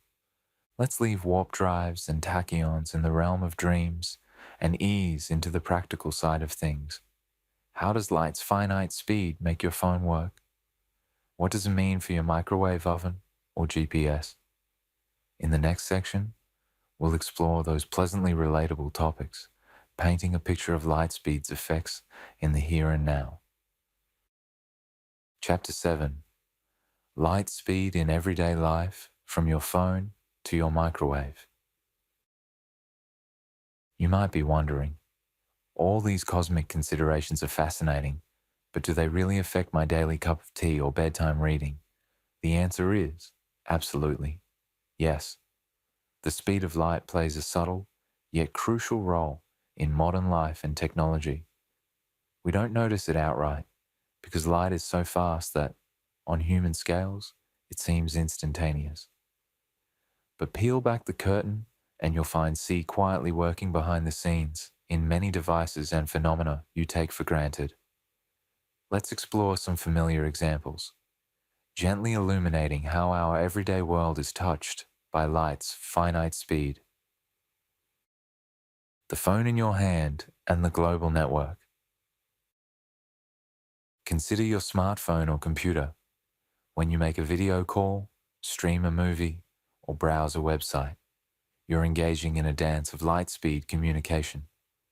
Most long-distance data travels as light pulses in fiber optic cables. These cables crisscross countries and undersea, carrying the internet's traffic. The information zips through fibers as infrared light at about 2/3 the speed of light in vacuum, since light goes a bit slower in glass. That's roughly 200,000 kilometers per second. At that speed, a signal can go from Sydney to New York, about 16,000 kilometers, in around 0.08 seconds. Pretty quick, but not zero. This means if you're in Australia on a video call with someone in Europe, you might notice a slight lag, maybe a few tenths of a second. That's partly because of light travel time and partly processing delays. We've all experienced that awkward tiny pause on international calls or live news reports where the interviewer and interviewee sometimes talk over each other. That's the finite speed of light and electrons, causing a delay of perhaps half a second or more for the signal to go up to a satellite and back down or through undersea cables. In fact, geostationary satellites are about 36,000 kilometers up. A round trip to a satellite and back is approximately 72,000 kilometers. Even at sea, that's a quarter of a second for the wave to travel, plus any routing delays. So the next time you say hello, are you there? And wait that beat, remember? You're literally waiting for light to travel thousands of kilometers to deliver your voice and bring back the reply. Your smartphone's connection to the cell tower is usually via radio waves, which are electromagnetic waves just like light, only lower frequency. Those travel at sea through the air. If the cell tower is 5 kilometers away, that radio signal takes about 0.0000016 seconds, 16 microseconds, one way, trivial to human senses. But in the phone network's central routing, distances and processing can add up to noticeable latencies. Even within devices and circuits, the finite speed of signals is a design factor. In computer chips, electric signals, which move slower than light but a fraction of c, take time to propagate. As chips have gotten faster, the time it takes for a signal to cross the chip became a limiting factor. The chip might operate at such high frequency that communication across it can't be assumed instantaneous. Computer engineers, in essence, contend with an on-chip speed of signal issue. If you've heard of the trend of multi-core processors, instead of cranking one core to super high G8s, we use many cores. Part of the reason is that we hit a wall where making transistors faster wasn't as beneficial because the signals on the chip and memory can't catch up if the core runs too fast. The speed of light and electrical signals set a kind of scale for how big a chip can be for a given clock speed. For instance, light goes about 30 centimeters in 1 nanosecond. Modern processor clocks are in the few gigahertz. 1 gigahertz equals 1 nanosecond per cycle. 3 gigahertz, approximately 0.33 nanoseconds per cycle. In one cycle at 3 gigahertz, light could only travel about 10 centimeters. Real signals in silicon go slower, maybe half or a third of C, so perhaps 3 to 5 centimeters. If your chip is a few centimeters across, you can't communicate across the entire chip in one cycle. Thus, chip architects divide tasks so they don't require long-distance communication too. Frequently. In a way, even the finite speed of light shapes how your computers are built, enforcing a certain scale and parallelism in computing. GPS, guided by Einstein and light speed. One of the most remarkable intersections of everyday life and relativity, which is built on light speed, is the GPS system, the Global Positioning System. We use GPS in our phones and cars to navigate, perhaps daily, rarely considering the physics behind it. Here's how it works in simple terms. A GPS receiver in your phone listens to signals from several GPS satellites orbiting Earth. Each satellite broadcasts a precise timestamp from an atomic clock on board and its position. By comparing the arrival time of signals from at least 4 satellites, your phone can trilaterate its position. Essentially, the time it took for each signal to reach you, multiplied by C, gives distance to each satellite, and from those distances, it computes your location. The speed of light is the yardstick for this entire process. GPS absolutely relies on C being constant and known because it's converting time, nanoseconds of delay, into space, meters of distance. To give you an idea of sensitivity, a 1 nanosecond timing error corresponds to about 30 centimeters, approximately 1 foot error in distance. GPS satellites are approximately 20,000 kilometers up. Light takes about 0.067 seconds to travel that far, so roughly 67 milliseconds. The system has to account for differences of perhaps billionths of a second in arrival times to pinpoint you within a few meters. This is why GPS satellites carry atomic clocks, very precise clocks. However, and here's the fascinating bit, those clocks don't tick at the same rate as clocks on Earth's surface due to relativistic effects, both special and general relativity. The satellites are moving fast, approximately 14,000 kilometers per hour, causing a slight time dilation, slowing their clocks by about 7 microseconds per day. And they're high up in weaker gravity, causing their clocks to run faster by about 45 microseconds per day. Relative to Earth clocks, identical clocks on Earth. 43, 47, net effect. Satellite clocks tick about 38 microseconds faster per day than 4372. 38 microseconds might not sound like much, but if uncorrected it would lead to navigational errors of kilometers per day. Light goes approximately 11 kilometers in 38 microseconds. The GPS system designers knew this and built in relativistic corrections. They pre-adjust the satellite frequencies and continually account for the slight offsets. The fact that GPS works so well, guiding airplanes, guiding you to the nearest coffee shop, is a quiet, everyday confirmation that Einstein's theory and the speed of light's constancy are real and impact us. It's quite amazing. Every time you use GPS, you're effectively using a bit of general relativity, making Einstein your co-pilot, ensuring that C's effects on time are considered. Microwaves, cooking with light. Now, look at that humble microwave oven in your kitchen. It might surprise you to know that it's essentially a sealed box full of light, of a particular kind, bouncing around, cooking your food. Microwaves are electromagnetic waves with frequencies around 2.45 gigahertz, corresponding to a wavelength of about 12.2 centimeters. They move at the speed of light inside the oven chamber, slowed slightly because the chamber is in vacuum, but air is close enough to vacuum for this purpose. These waves agitate water molecules in your food, transferring energy and heating it. So yes, you're literally cooking with light waves, just with longer wavelength, lower energy photons than visible light. The design of microwave ovens leverages the properties of these waves. For example, the size of the oven cavity is chosen to form standing wave patterns that distribute energy. If you've ever noticed that sometimes microwaved food has hot and cold spots, that's due to the wave nature. It forms nodes and antinodes in the cavity. Many microwaves have a turntable to move the food through these nodes for more even heating. Those nodes are separated by about half the wavelength of the microwaves, a few centimeters.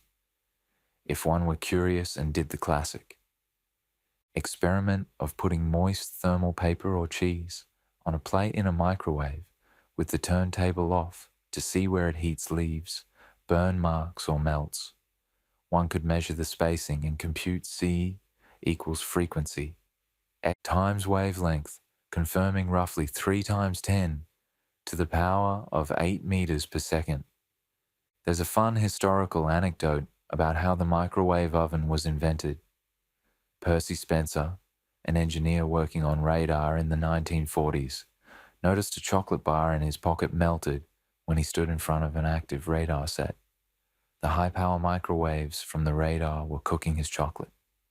That sparked the idea that microwaves could cook food, leading to the first microwave oven, which they called the radar range. So, our everyday appliance was a spin-off of radio wave, light technology developed in World War II.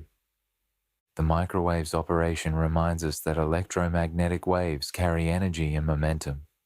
And yes, momentum, light can push on things. Radiation pressure, which in special setups can even levitate or move objects, like solar sails on spacecraft, use sunlight's pressure to slowly propel them. In our microwave, the photons impart momentum and energy to water molecules, though we don't harness momentum there, just heat. Everyday optics and sensors. On a simpler note, every time you turn on a light switch, the illumination in the room isn't absolutely instantaneous. It appears to our eyes virtually instant, but there's a tiny lag. Electricity flows through wires at a significant fraction of C to the bulb. The bulb's photons then travel to your eyes at C. If the room is, say, 5 meters across, light takes about 17 nanoseconds to cross it. Your brain certainly can't notice that. But it does mean, if you have a very large space, imagine flipping on floodlights across a vast stadium. The farthest seats might light up tens of nanoseconds after the nearest, effectively simultaneous for us. Only in extremely precise lab setups would anyone measure such things. Another example, when you see a distant event, like someone chopping wood 100 meters away, you might notice a slight delay between seeing the axe hit and hearing the sound. That's largely because sound is slow, approximately 0.3 kilometers per second, but light's delay over 100 meters is negligible, about 0.3 microseconds. So you see it basically when it happens and hear it quite later. For lightning and thunder, lightning travels at light speed, thunder at sound speed. Hence the gap, every 3 seconds of delay, is roughly 1 kilometer distance as a rule of thumb known by many. Even our eyes function thanks to light's finite speed delivering information. The neurons in our retina respond to photons and send signals to our brain. There's processing delay. Our visual system actually lags reality by tens of milliseconds due to neural processing. The slowness of our biology far exceeds any light travel delays in a room. Our brains cleverly predict and smooth things so we don't perceive a jitter. Athletes sometimes train to reduce reaction times of a few tens of milliseconds. Nobody can react faster than the nervous system's limits, which are much slower than light. So in human terms, C is so fast that it usually might as well be infinite. The only times we notice it are when distances become large, communication across long distances, or high-speed computing scenarios. One more everyday technology influenced by relativity, electrical power grids.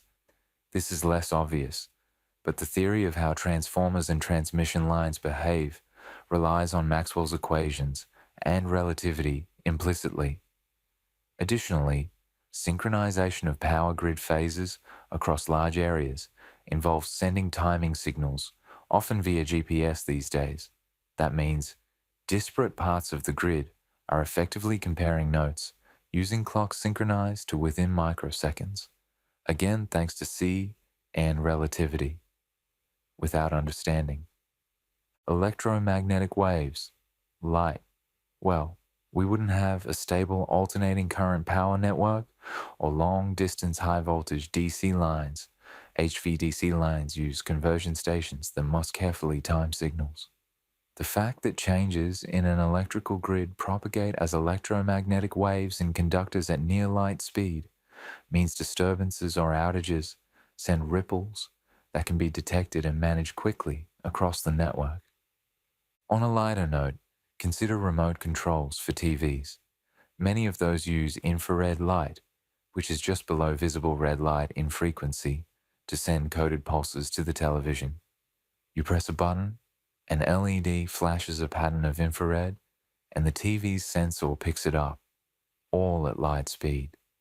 If you've ever pointed a remote and it didn't work at a sharp angle or too far, it's because the light beam needed line of sight or enough reflected path to reach the sensor, and the signal might attenuate with distance.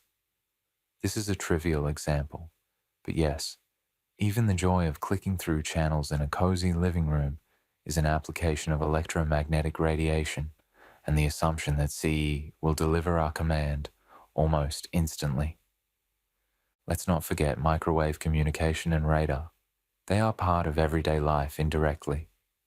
Air traffic control, weather radar, police speed radars, satellite communications for internet TV. Weather radar sends out a microwave beam and listens for the faint echo from raindrops, figuring out their location by the time delay of the return and intensity. The microwave travels out, hits a storm 100 kilometers away, and returns, taking maybe 0.00067 seconds in total. That tiny interval lets meteorologists map storms. Police radar, similarly, bounces microwaves off a car and uses the Doppler shift, how the frequency changes due to relative speed, to compute the car's velocity. Indirectly a testament to the constant C as well. The Doppler formula for waves is rooted in finite wave speed. A note on why not notice light speed daily. One might ask, if C is finite, why don't we generally feel delays in seeing things even a moderate distance away? E.g., you flip a light on across the room. Should you not see the lamp turn on slightly after someone next to it does? The difference might be 10 or 20 nanoseconds between you and them.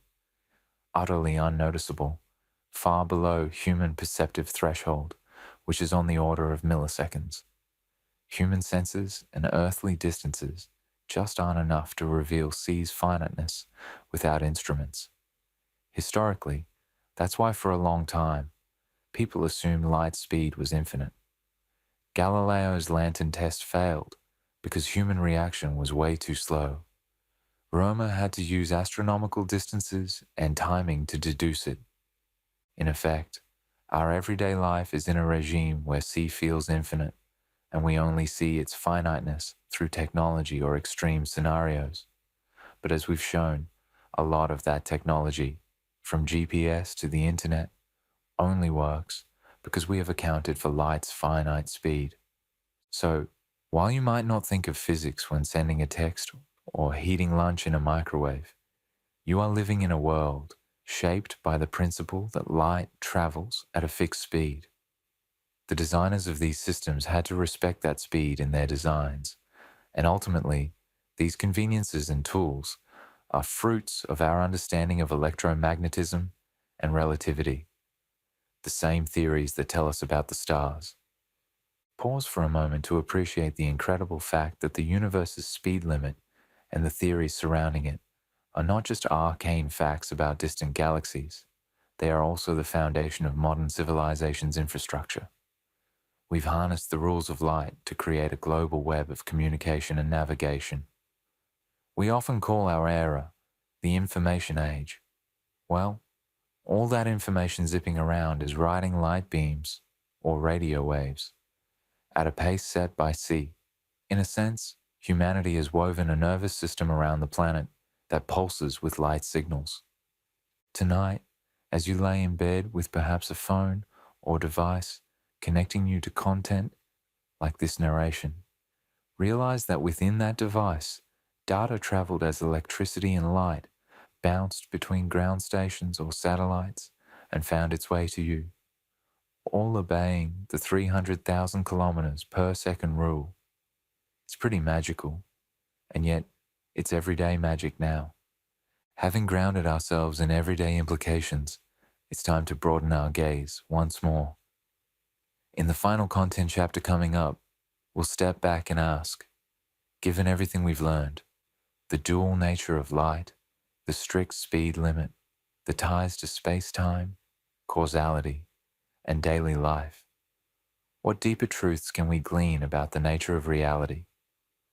Is there something almost spiritual or profoundly philosophical hidden in the simple statement that light moves as it does?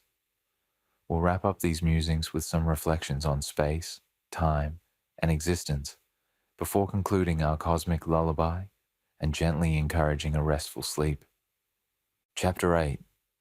Light's Deeper Lessons: Space, Time, and the Fabric of Reality. We've journeyed far and wide on our pillow-bound expedition, from pondering light's split personality to chasing its speed through history, from warping time and protecting causality to everyday technology quietly ruled by C. Now, as we drift in the final stretch of this cosmic lullaby, let's gather the threads and see what deeper patterns emerge. What does all this tell us about the nature of the universe? What profound truths are hidden in the simple fact that light moves the way it does?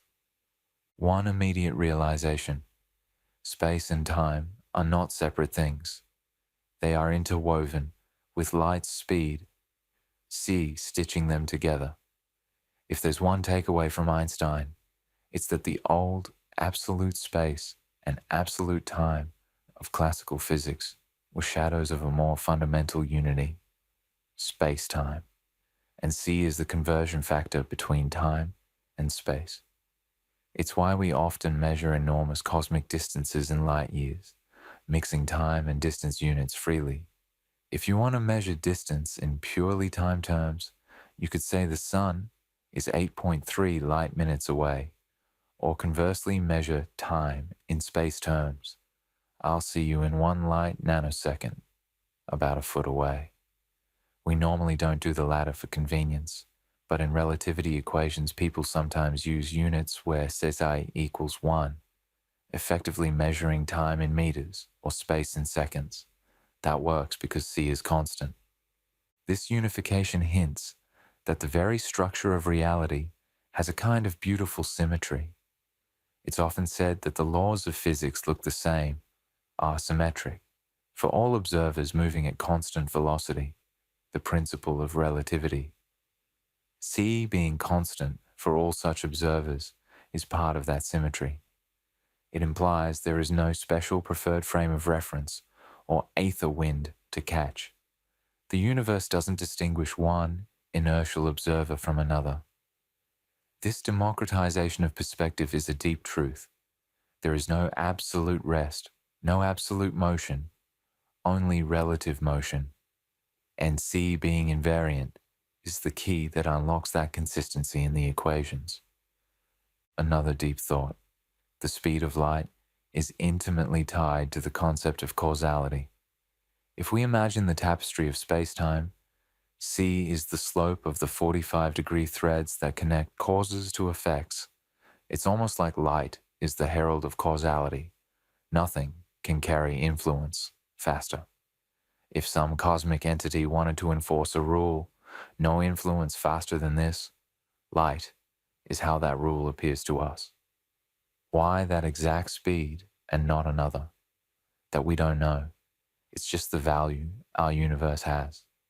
But because it's finite, the universe has this rich structure, past cones, future cones, that we described. If C were infinite, imagine how different things would be. Everything happening anywhere would be instantly known everywhere. The concept of distance would only be a spatial inconvenience, not a temporal separation. Perhaps such a universe would be simpler, but it might also be chaotic. No delays, no natural ordering by light signals. There's a theory in some speculative cosmology that in the very early universe, perhaps some constants, like C, might have been different, e.g., some theories of variable speed of light in cosmology. If C were higher back then, information could travel more freely in early times, solving some horizon problems, like why distant parts of the cosmos have similar properties. These are speculative and not mainstream, but they indicate that C's value is crucial in how our universe develops structure. Light also bridges the very small and the very large. It's a quantum particle, photon, and also a wave spanning galaxies. It's through light, across the EM spectrum, radio, infrared, visible, UV, X-ray, gamma, that we infer almost all our knowledge of the cosmos beyond Earth. Photons traveling billions of years bring us images of primordial galaxies.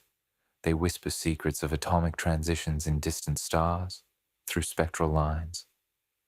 The entire field of astronomy is basically the study of light, and recently other carriers like neutrinos and gravitational waves, but historically and predominantly light. Light, moving at sea, connects us with the universe's history. In that sense, light's speed is also the speed of information and knowledge attainment. It defines our cosmic horizon of knowability. This has almost philosophical implications. There are limits to what we can know at any given time, simply because light has not reached us. Knowledge is growing as more light from afar reaches Earth each day. E.g., tonight we see the light from a star 1,000 light years away that left it in 1023 AD. We're just seeing it now. But also, due to expansion, some far regions are receding such that their light will never reach us. There are inherent limits to our potential knowledge of the wider universe. This humbles us. No matter how advanced a civilization we become, there will be things forever beyond observation, due to the light speed and cosmic expansion. Another profound truth. Light speed showing up in E equals mc squared teaches us that mass and energy are two sides of the same coin. Why c squared? It's essentially a conversion of units. Nature saying 1 kilogram of mass corresponds to 9 times 10 to the power of 16 joules of energy, because 3 times 10 to the power of 8 squared is 9 times 10 to the power of 16. The appearance of C in that famous equation tells us that even stationary mass has enormous energy content, if liberated. The sun shines by converting mass to energy via nuclear fusion 4 hydrogen atoms have slightly more mass than 1 helium atom. The difference appears as energy in photons that eventually leave the sun. That mass-energy conversion is possible in part because C is finite and large, giving a huge factor.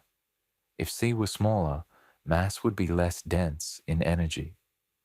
If C were infinite, I suspect the relation would break down or require rethinking units altogether.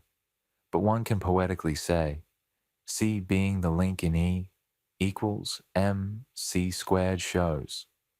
Light is somehow fundamental to the nature of both matter and energy. We might also reflect, light's speed being constant implies an upper bound to speed, and thus an arrow of causality. It's as if the universe has a built-in structure that prevents mishap. Why should it? If one believes in a kind of anthropic reasoning, maybe in universes where such a cosmic speed limit didn't exist or was infinite, maybe you couldn't have stable structures or consistent laws that allow beings like us to exist.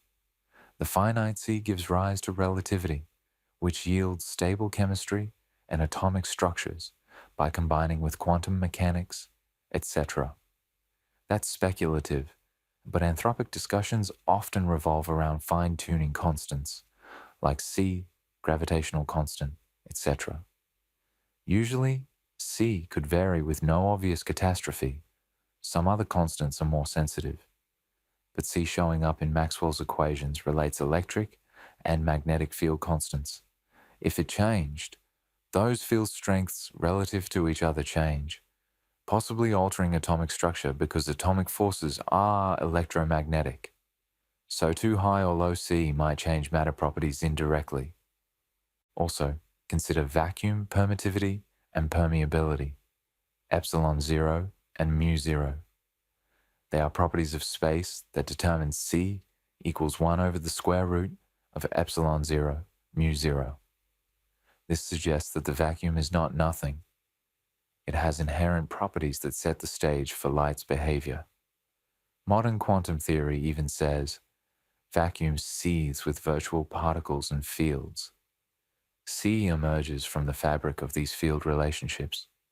This touches on deeper questions. Why does empty space have those values? Are they fixed, or can they vary in extreme conditions? So far, experiments show no variation of C in vacuum. It's truly constant as far as we can tell. Even across billions of years, observing ancient light spectra for any difference in physical constants yields extremely tiny or zero changes. So, C is a fixed fabric constant of our reality, like the tension of the universe's electromagnetic thread. Light's unwavering speed also allowed humans to measure distances in space accurately, radar ranging of planets, etc., and to synchronize time across the world, e.g., using radio time signals. The global positioning and timekeeping infrastructure is an outgrowth of mastering light. In a way, by using light, we've extended our senses and coordination to a planet-wide scale. This speaks to the power of comprehending a cosmic constant and harnessing it. Philosophically, one might ponder, C is the same for all observers, which is counterintuitive. It forced us to accept time is relative. That in turn leads to time dilation, meaning moving clocks run slower relative to us. This is sometimes misinterpreted as travel near light speed, and you essentially travel to the future because your time hardly passes while others age. That's physically true, twin paradox. So, C enables the possibility of time travel to the future, one way, by moving very fast or being in strong gravity, gravitational time dilation. Cosmonaut Sergei Avdeyev, having spent 747 days in orbit, traveling approximately 7.7 kilometers per second, is said to have effectively jumped about 0.02 seconds into the future relative to us on Earth, due to time dilation. Small, but real. So high-speed travel is a kind of extremely modest time machine, courtesy of C. For sci-fi dreamers, we can't break C, but we can play with approaching it to influence aging. If one day humans take interstellar trips at, say, 99.9% of C, a 10-year round trip might find Earth 70 years older upon return, etc. So see both limits and, via relativity, provide some mind-bending possibilities within that limit. Another deep aspect, C ties together electric and magnetic fields. Maxwell found that a changing electric field produces a magnetic field, and vice versa, and the self-consistent solution propagates at speed equals 1 over C, square root of 0 times 0. When he calculated that number from known lab measurements, it came out to approximately 3 times 10 to the power of 8 meters per second, which was known to be the measured speed of light. In a poetic sense, Maxwell uncovered that light is the handshake between electricity and magnetism, their interplay, racing through space. That revealed a unifying truth. What we call light, visible or otherwise, is an electromagnetic wave. It united previously separate realms, and the constant C is in many equations, even ones not obviously about light, like in electric force law formulations or definitions of units. Maxwell exclaimed how the velocity of this wave came out identical to the speed of light.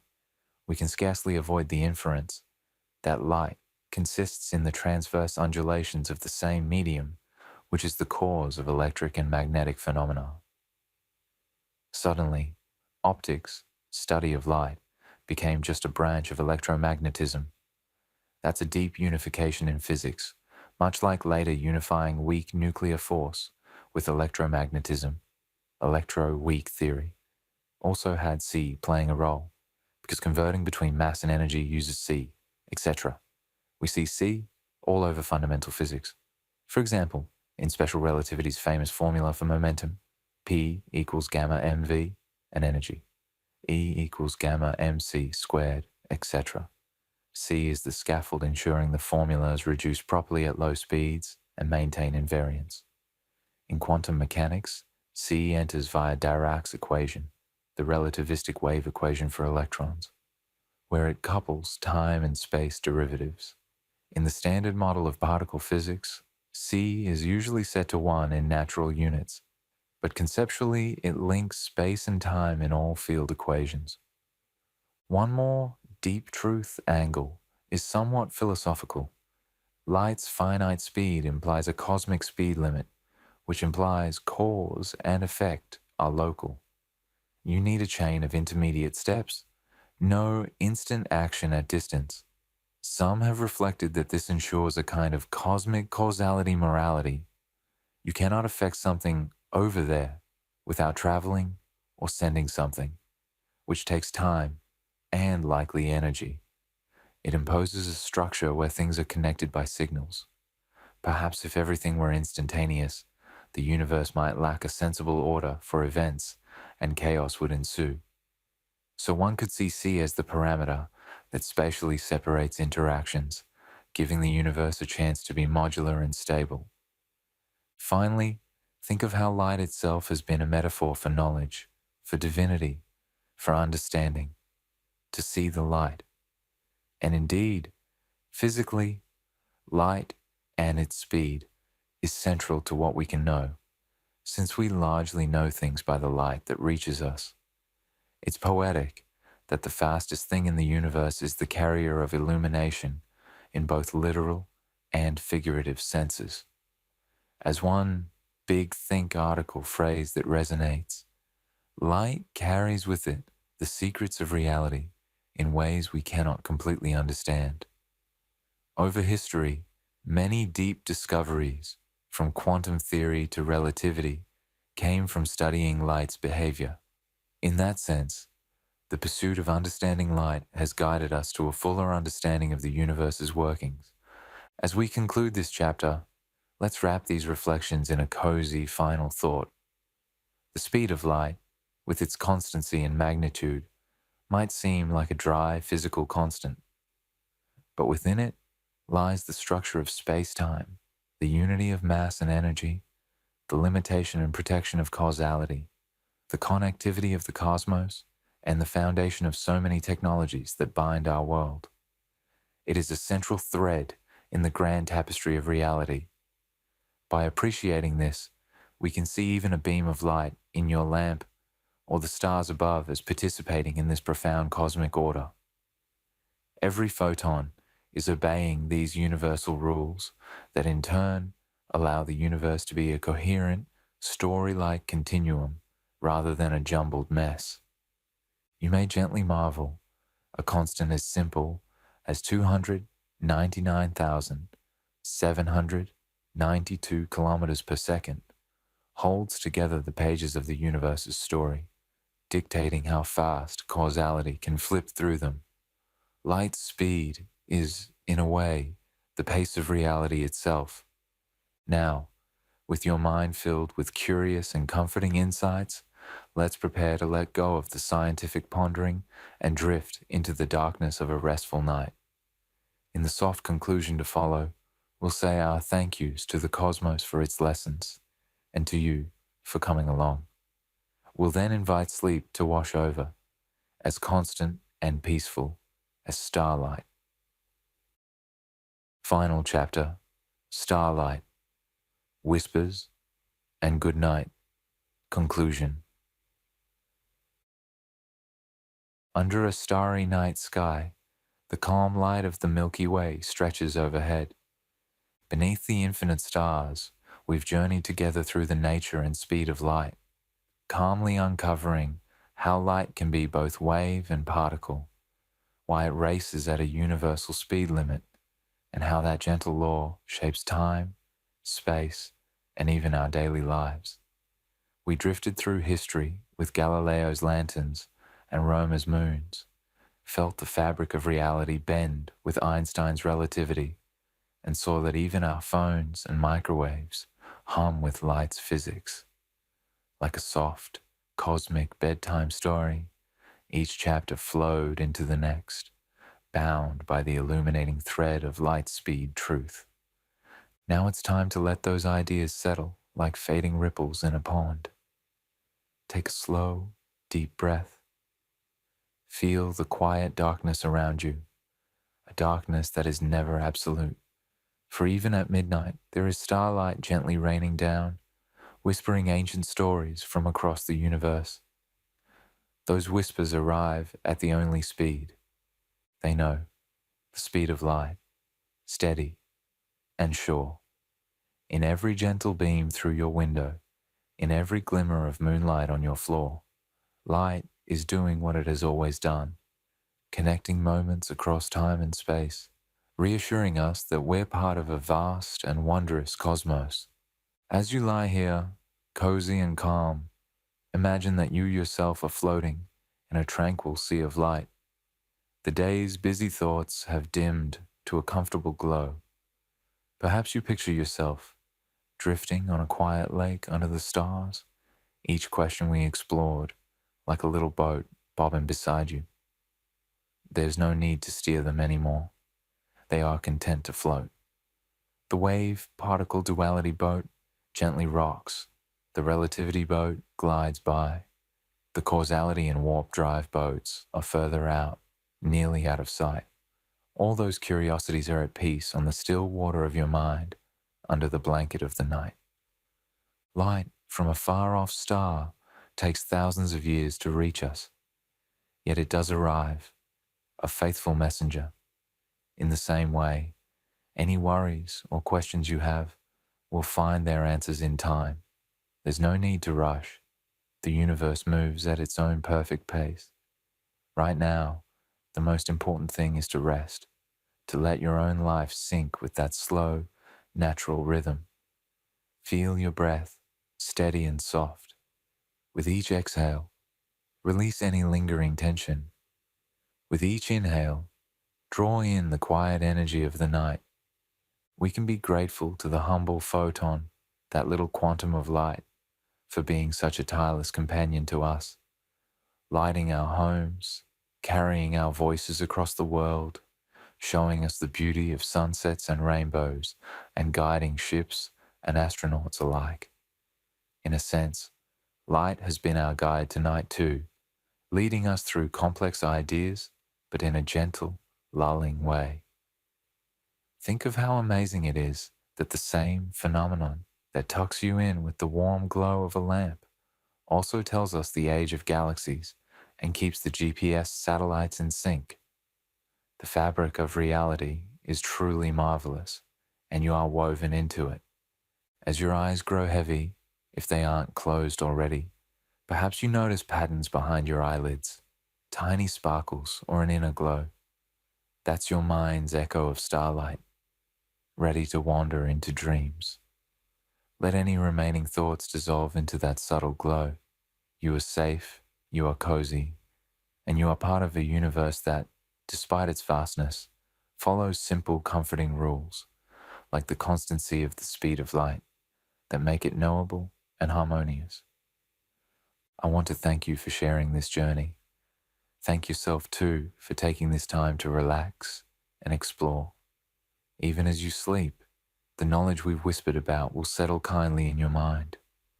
You don't need to remember details. Trust that your curiosity has been fed and your subconscious will keep what it loves.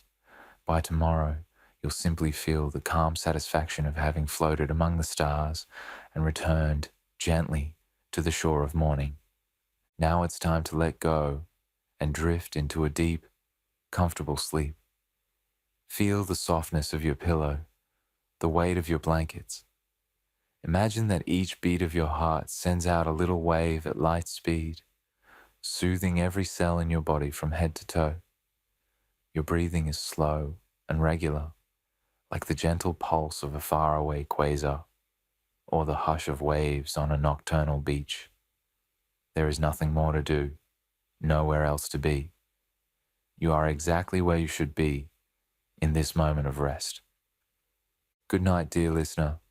May your dreams be filled with starry skies and gentle wonders. As you sleep, the universe carries on its graceful dance. Light will continue to travel, stars will shine, and time will flow, all perfectly without effort. You too can simply be, resting in the fabric of space-time, cradled by gravity and night. Thank you for being here, for letting me guide you.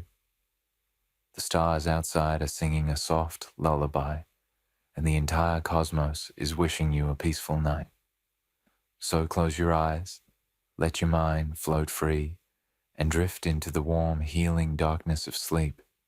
In this cozy corner of the universe, under the watch of constant starlight, you are safe. Sleep well, and good night.